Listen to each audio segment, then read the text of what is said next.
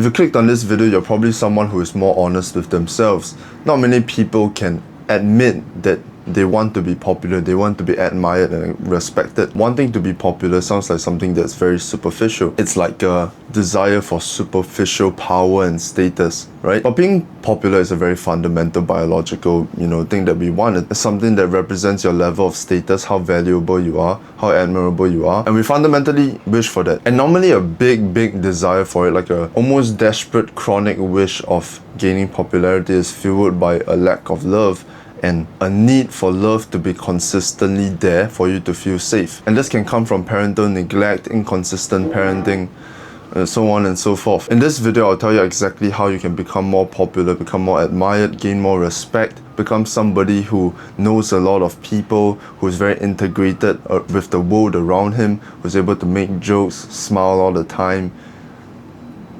who's charismatic, and become someone that other people want to be around and someone who other people sticks to. And finally stop being pissed off that you don't have the amount of options other people have when it comes to friends, relationships, and all of the above. When I graduated from secondary school when I was 16, I almost ran out of that place. I was walking so quickly. The bells rung, and you would think that I would stay around to take pictures and, say goodbye to my friends or eat one last time with them.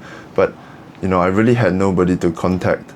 And I knew that if I stayed around chasing after other people and asking to take photos with them, I'll just be a hassle.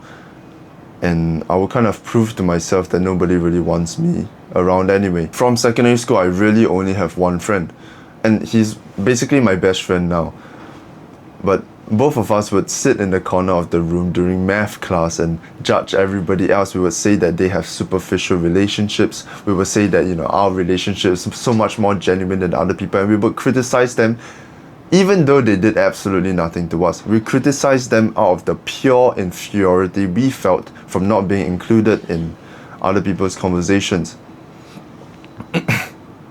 And I was someone who was watching hentai, I was someone who was playing video games all day, especially mobile games. I would run out of school every single day, walk out really quickly, when you walk really quickly out of school, to pretend like you have to go somewhere, but really you're just avoiding facing the fact that you have nobody to eat with or nobody that wants your company when school ends. So me and this one guy, we would walk out of school really quickly after school ends, and we'll walk out to a McDonald's and play Critical Ops, a mobile game on our phone every single day, even during the exams period. And during that period of time, I remember attractive girls would speak to me. There was one time this girl, she sat a few seats in front of me and she asked if anybody had an eraser, and I had one. So I mentioned that I have it, but I mentioned it in kind of like a nonchalant way. I mentioned it trying to sound cool. And the second that I offered my help, I started getting really anxious. That's the kind of social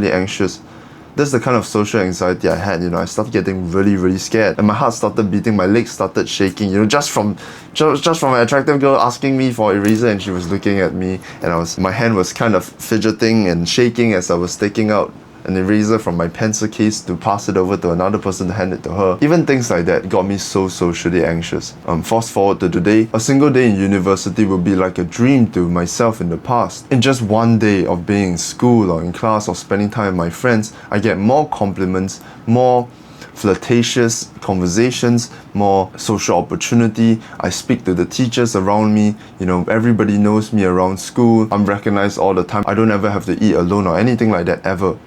And I'm not even afraid of it, right? I can eat alone, I can do stuff alone. But it sounds like I'm bragging, but I have such an abundant amount of company where I'm basically never alone, which is amazing. I'm very thankful of it. But I worked hard to get here. It isn't something that I naturally was gifted. I had to build up my competence and my social skills to get to where I am. And it is almost every single day around my friends where I get complimented for being popular, or they will make jokes that, how much you want to bet that Vernon won't recognize someone on the way to the library or something like that. Like, they will make jokes about my popularity. And it's not like I'm arrogant about it, I genuinely don't even feel that proud about it, because if I'm being honest, with the amount of effort I put into myself, this is the bare minimum I expected. In this video, I'm going to teach you how to do exactly the same. I'm going to tell you everything that will contribute to how popular and admirable you are. I'm going to break down the science of what makes somebody competent and charismatic and somebody who other people want to be around. There's many different things that will help you become more popular. First is your competence. I say competence before social skills because if you focus purely on your social skills, you're going to become a jester. You're going to become somebody who doesn't have any real value to provide except entertainment, except maybe being able to listen better, which are good amounts of value, don't get me wrong, but it's not very robust. It will only get you so far. So I suggest we build our competence first. And how do we do that? Competence comes in many areas, and generally you want to focus on a certain sets of skills which sets you apart from other people. And for me, what this was getting jacked, going to the gym. I was going to the gym maybe 1 or 2 years straight before I even started actually reaping the results of my hard work. But don't be fucking put down by that, right? Don't be scared that, oh shit, now I have to put in so long of hard work before I can even start making any new friends and things like that. Don't be fucking demoralized by that. You have so much time, okay? And you can make friends along the way as you get more competent. But the journey of building the competence itself is what makes you those friends, is what puts you in the mindset where you are somebody who has potential. People will see that you're seeking competence, and they'll see that you have potential value. They will perceive your value to be higher because you're heading a certain direction. It is seeking the competence that helps you the most. Of course, having the competence itself is also incredibly valuable. But in terms of making friends, seeking competence is going to help you. So what you need to do, right, to build competence is dedicate yourself to something, commit to something, find something that you really want to get better at, and be vocal about it when other people ask you, how are you? If let's say you get into writing and reading and you start loving it a lot, or you get into fitness and going to the gym, when somebody asks you how you are, be honest and let them know you really want to build this thing. I'm trying to go to the gym later, you want to come with me? Then you can make a friend from that. Just from dedicating yourself to something, taking it seriously. Some people will shame you for it, but you don't want those people anyway. Some Mobile Legends playing, Telegram porn sharing motherfuckers will laugh at you and be like, where got time to go to the gym? Well, I can't believe you still got energy to go to the gym, and things like that. They'll say some stupid shit like that. But you don't want to be around those people anyway. So who gives a fuck? And they will eventually like you anyway when you've actually become competent, because when you've actually become fit and jacked, right? Even these Mobile Legends players who make fun of you will start to respect you and will start to try to make friends with you just because you have sheer competence. It's just how it works. Of course, not all of them will, but a lot of them will. And it's not like they're any lesser human beings or anything. We just have different priorities, okay? I just want to make that clear. You are objectively better as a person if you put your time into building competence rather than playing video games, doom scrolling, and watching porn. Now, why competence is so valuable is because social connection, relationships are fundamentally transactional in of itself. And you might hate that. You hate the sound of that. Right, that's superficial, but it is always going to be somewhat true. Even if you love your wife to a huge extent, there's always some level of transaction there. If you start to beat her, if you start to bring home no money or become incredibly incompetent as a person, she's going to leave you. She's not going to love you for who you are, because becoming that trash can of a man isn't who you are, okay? So there's always some level of transaction. If your wife one day decided to eat a shit ton of junk food, start smoking for some reason, or start becoming like a radical feminist, or start saying some retarded shit, or maybe she starts murdering people, you're not going to unconditionally love her. You will unconditionally love her, like as a person maybe, if she hasn't done anything crazy yet, but you're not going to stay with her unless you are crazy yourself. There's always some level of transaction, right? But the beauty in relationships is that there's transaction and there's something else, and there's other things that add to the mix of why you want to bond with this person. But besides that, when you have competence, you fulfill this criteria of transaction. They gain value from being around you, and that kind of ticks some part of the checklist when it comes to people vetting other people. When you have competence and you show that you have perceived value and you're heading towards something, then they look at you and think, oh, I don't mind being this guy's friend, because eventually, as he's heading down his path of competence, he's going to be someone who can provide me value. He's going to be someone who has status. He's going to be someone with some level of power and control of his own body at the very least. at the very least. And because of that perceived value, because this guy has the self-worth to invest in himself, then he can probably be able to have some capacity to provide me some value, to provide me some knowledge, to give me some status by being around him, to introduce me to new people, because he's probably competent enough to make some friends. So they're going to see you as somebody with potential competence and somebody with potential value. So building competence comes as number one. And to do it easier, you want to remove your doom scrolling. You have to get rid of your doom scrolling if you want to build competence, because it's just the ultimate jumpstart. Being able to start with like a flat state of dopamine, not be overly stimulated by anything, and have the capacity to go, oh, I genuinely find this thing exciting. I genuinely find going to the gym exciting, because doom scrolling isn't distracting you from that. Doom scrolling gives you so much dopamine, stimulates you so much that it kind of distracts you from the things you want to do. And you would rather sit there and, harvest that dopamine source, because it's so much easier to get than if you had to get out of bed, get ready, drink a lot of water, eat a lot of protein, then walk your ass to the gym. You have to get ready. Before that, you have to change and shit. Then you have to go all the way to the gym. Then you have to warm up. Then you have to put in the work. Then after you put in the work, you still won't see results unless you do it again and again for another few weeks, few months, few years. And that delays the gratification, the dopamine stimulation by a shit ton. So of course you would rather doom scroll if you allow yourself to do it at all. Aim to doom scroll 0. Aim to doom scroll none at all. The trends and all the FOMO will find you when it's important, and it's really, really funny, those racist, homophobic jokes will always find you because somebody will send it to you. You don't have to be the one to look for it. The second, which is related to competence in some way, is your appearance. In secondary school, I was fat, and I was wearing this thick and strange red and black specs all the time. I had terrible posture. I would fidget all over the place when I spoke to people, and the way I got up from my seat looked like a fucking mammoth trying to stand up.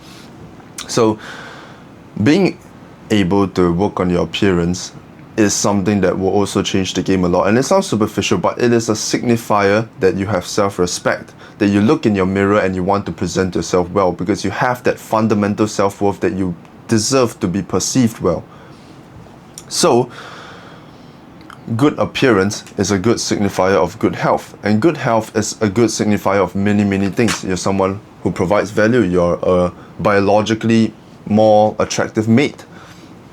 Everything. Having good appearance is the ultimate leverage. It makes everything you produce, everything you provide feel much better. It feels your company feels much more enjoyable. Working on your appearance is essential, unfortunately. Or fortunately, it really doesn't matter. You don't have to think about it that way. It sounds superficial, but improving your appearance actually takes a lot of work, and that's why it's so, appealing and so valuable. And there's a lot of people who are just gifted with good genetics and good habits from the start. But you can absolutely relearn these things, and you don't fucking complain about that, right? Some kids are born with cancer. Do you fucking say, oh, I wish I was born with cancer? No, you don't, right? They wish they didn't have cancer, but too bad. Okay, so you're born a little bit ugly, alright, whatever. You didn't have the perfect habits growing up. You were eating McDonald's and people told you it's fine, so you keep eating it, and now you look like fucking Jabba the Hutt.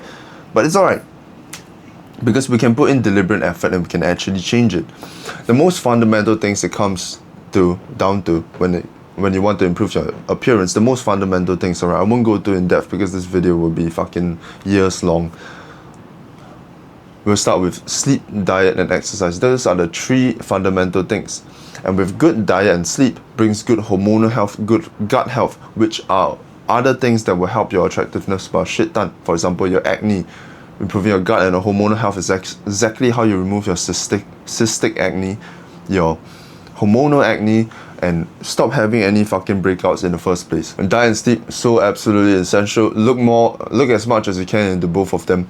For sleep, the basic principles you want to follow is that you want to get up and get sunlight 30 to 60 minutes after you wake up to regulate your cortisol levels and to spike your cortisol at the right time. That will help you with your hormonal health, your hormonal balance and shit like that. I don't know enough about it, but trust me, it worked. I've tried it for a long time. And also, you want to wake up at the same time every single day. If you disrupt your circadian rhythm, it will create so many different problems to you. It'll affect your gut health, your serotonin, And serotonin is like the mood regulator, so you'll feel worse actually if you don't regulate your sleep. Your energy levels, your focus levels, everything will be fucked with no good sleep. Then you combine that with your diet. You want to avoid as much simple carbs as possible, slow digesting carbs, Generally all carbs are quite ass for you, but there are some arguments that rice, potato, those starchy carbs are a little bit better for you. You want to generally look for carbs with low glycemic index. If you want to eat bread, fine, look for low GI options. Don't go for fucking pure ass white bread, because that will just fuck your sugar levels and you feel all over the place and fuck your energy levels. And also, because of the high GI, it will create inflammation in your gut, which gives you more acne. So avoid those things. Avoid highly processed things. Avoid anything that has funny chemicals that you don't know what the fuck it means. That's basically it. Get as much whole foods as you can. Anything with funny chemicals in the ingredients list, just be like, don't really have to eat that. And from that principle itself, you will eat healthier. Because if you avoid all the funny things you don't understand, what will you be eating? Meat, fruit, maybe some simple carbs, maybe some vegetables. And isn't that fucking perfect? Everything else, just be a bit more skeptical. And try not to have any fucking oil in your stuff. Just use the saturated fats from the meat itself. Eat a fuck ton of eggs. And if you follow those fundamentals, you'll be good. Improving your appearance is not difficult at all. If you go to the gym, plus have a beautiful diet and sleep, you'll be already decently attractive.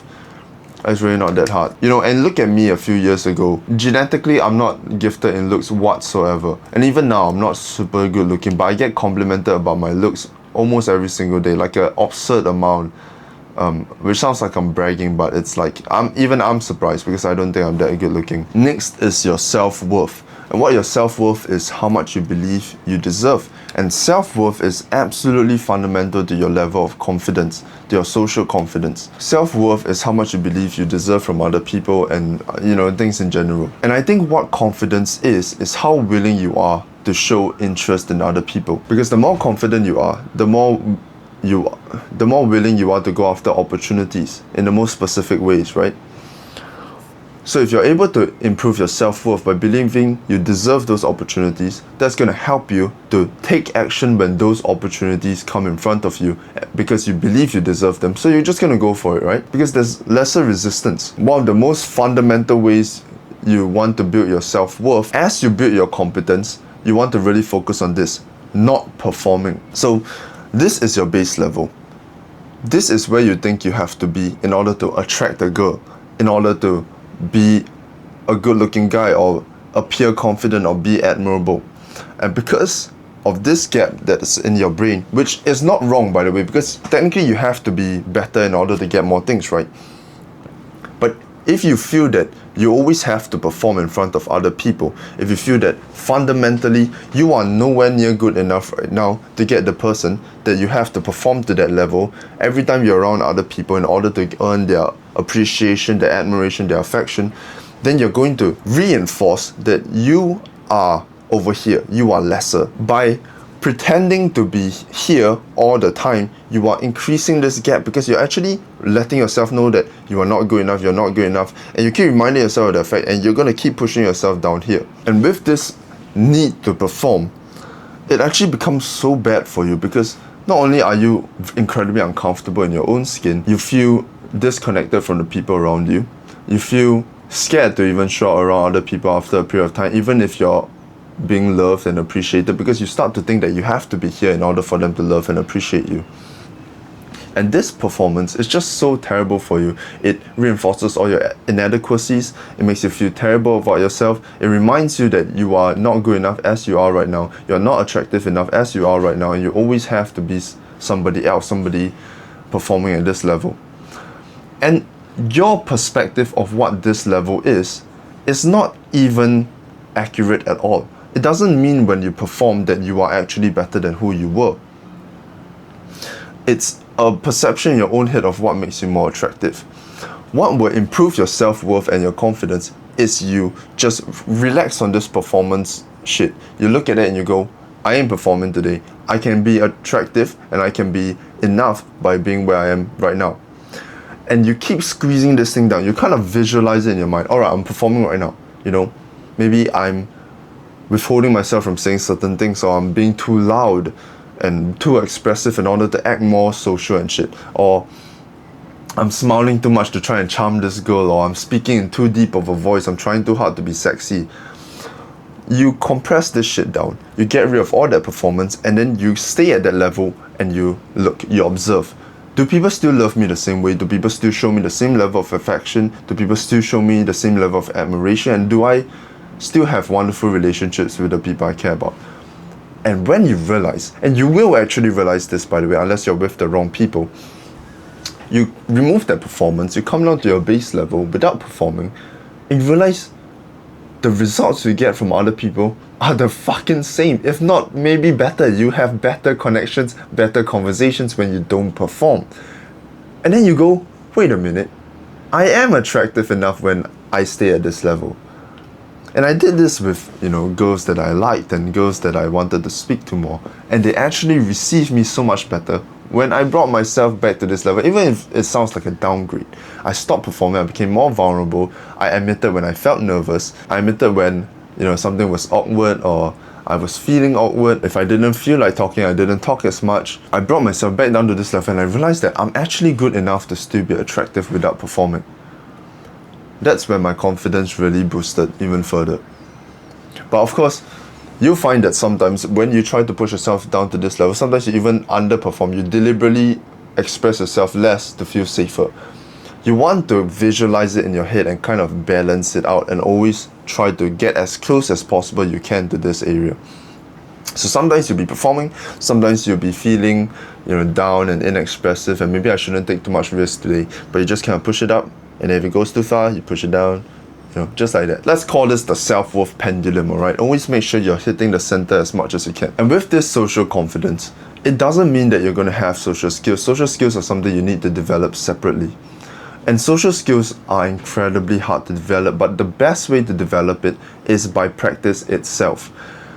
I can sit here and give you, say this when this happens, do this when this happens, smile like this, make the eye contact when this happens. I can sit here and tell you all that, but it's not going to benefit you nearly as much as putting yourself out there and then re-evaluating what you've done and whether you're happy with yourself.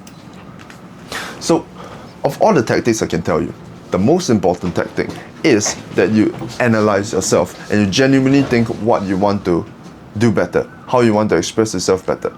So this is the actionable step for you today, right? Out of all the conversations, all the experiences or social opportunity you had, you're going to overthink about some of them. You're going to think about what you could have done differently, rehearse conversations in your head. But I want you to do that, but you do it on a piece of paper instead and you evaluate what you want to do better. How would the most charismatic form of yourself react to this situation that you face today? What would he say? What would he do? How would he feel? How would he react? And you analyze all these different things that happen in your day and you properly sit with them and go, what would the ideal version of me do? And you compare that to what you did. And you do that every single day. You start to, one by one, you tweak certain things, you fix certain things, you find out some habitual thoughts you have, some mental health flaws you have, some things that are holding you back. But this is a long process. This is not going to happen overnight or over a week itself. But the progress you can make from just one day of doing it is tremendous. If you just do that and you stick to it, imagine the progress you can make in terms of social skill and charisma. If you are deliberately trying to change small parts of yourself every single day, give yourself a year and how far would you have come? How much would you have changed if you deliberately improve yourself like it was a fucking game? Imagine if every day you looked at your stats on a piece of paper like a quantitative analysis, and then you went ahead and deliberately improved every single one of those numbers, assigned skill points everywhere. Over a year, you'll be ridiculously good. For example, let's say a girl said this to you today, and then you got nervous and shit, and you blurted out some nonsense, and you felt awkward about it. It felt terrible. Someone laughed at you, maybe. So you sit at home, and then you go, oh, what would a charismatic me do about that?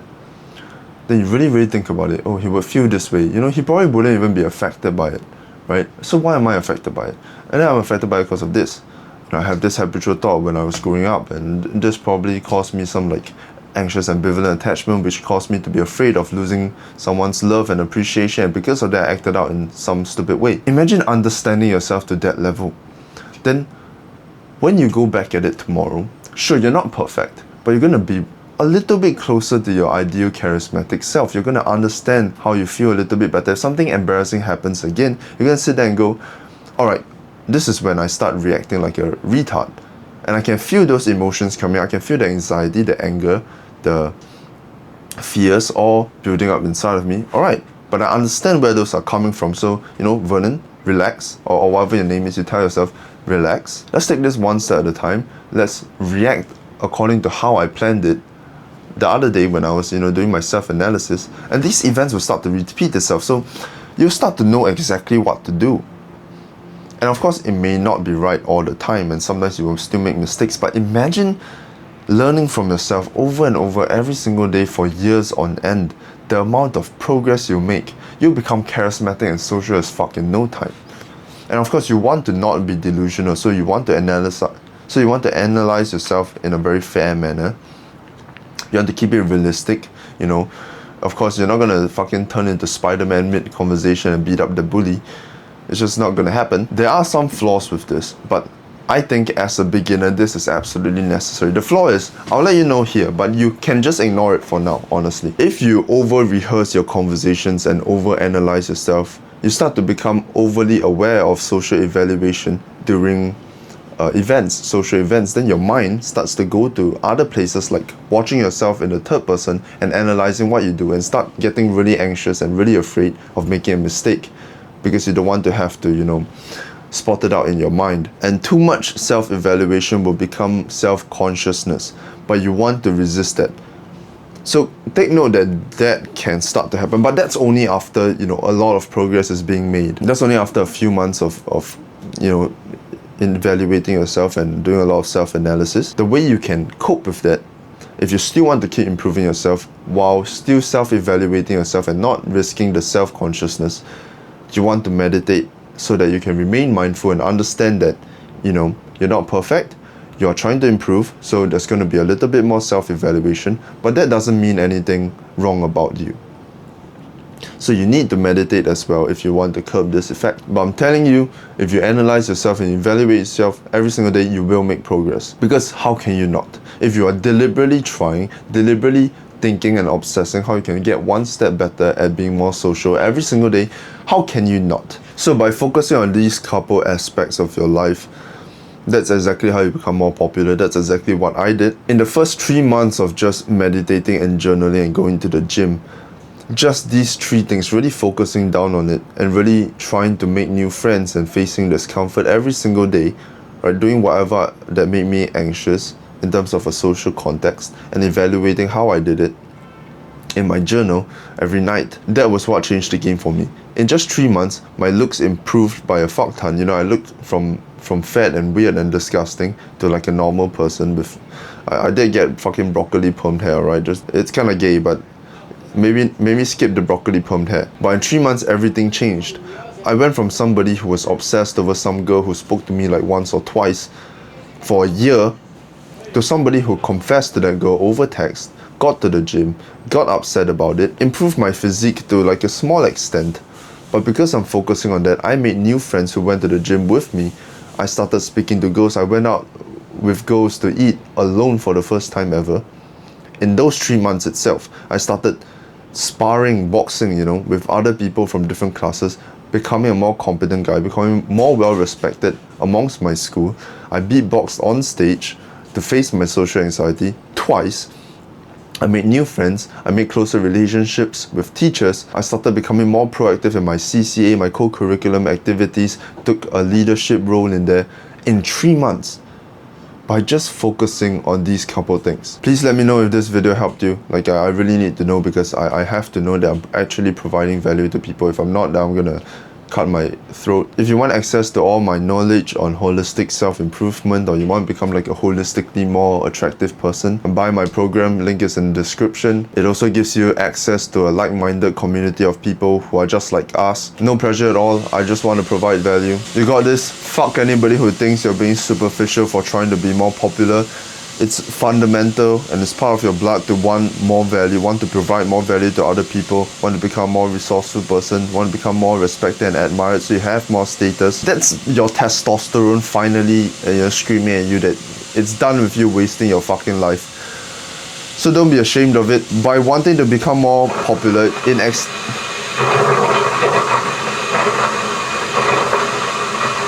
Wow, my house is covered in fucking sounds. You will get popular in extension of becoming a more competent person, a more admirable person, a more resourceful man. And there's nothing to be ashamed about that. You got this. I love you.